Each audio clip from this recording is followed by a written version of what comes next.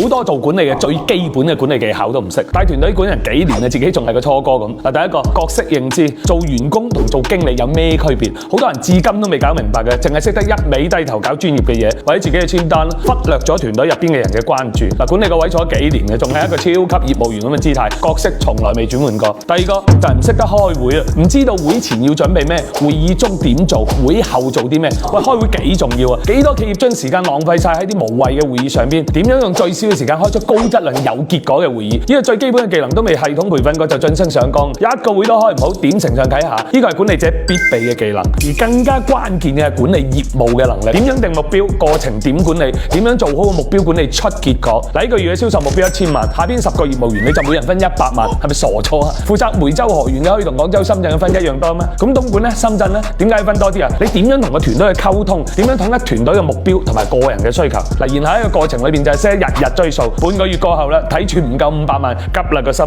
日日追呢個追嗰個，你點解唔去睇睇未跟上進度嘅原因係咩？邊個喺度拖後腿？係態度問題定係能力問題？態度點樣去激勵？能力點樣去輔助？過程管理，唔識喺個過程裏面揾問題，捉住關鍵嘅要素，邊度會有好結果啊？嗱，第四個就係無論呢個月結果好唔好，識唔識得帶團隊去復盤，揾出 win and lose，萃取出方法論，變成可以複製嘅經驗。嗱，幫我之前講過嘅，你一個人做120分，還不如團隊每個人嘅能力提升10分。一個經理有冇價值咧？就係睇佢識唔識得賦能團隊成長。業績做好咗，你帶大家去唱 K 食飯飲酒；做唔好就開會鬧人，一日死老豆咁樣。咁嘅經理邊個唔識做啊？嗱，仲有就係你自己嘅時間，你應該點樣用？個人時間管理都唔合理，就唔使指意你識得指引嘅團隊排好工作優先級啦。日日忙住處理啲緊急又重要嘅事項，處理質量可以好得去邊啊？得閒就坐喺個電腦前面處理一堆可做可唔做嘅無謂嘢，又或者救火隊長上身，日日喺呢度撲火啊，嗰度救命。咁呢種嘅經理自己都唔可能做出好業績，更加唔好講可以帶出優秀嘅業務員啦。嗱，最後點去設計薪酬機制、激勵機制？嗱，呢個至關重要。設計好就係事半功倍，搞唔好就事倍功半都冇。邊個嚟打工？第一件事都係奔住銀紙㗎啦。興趣愛好、發展前景可以錦上添花，但係做咗嘢得唔到合理公平嘅待遇咧，或者做多做少都係咁，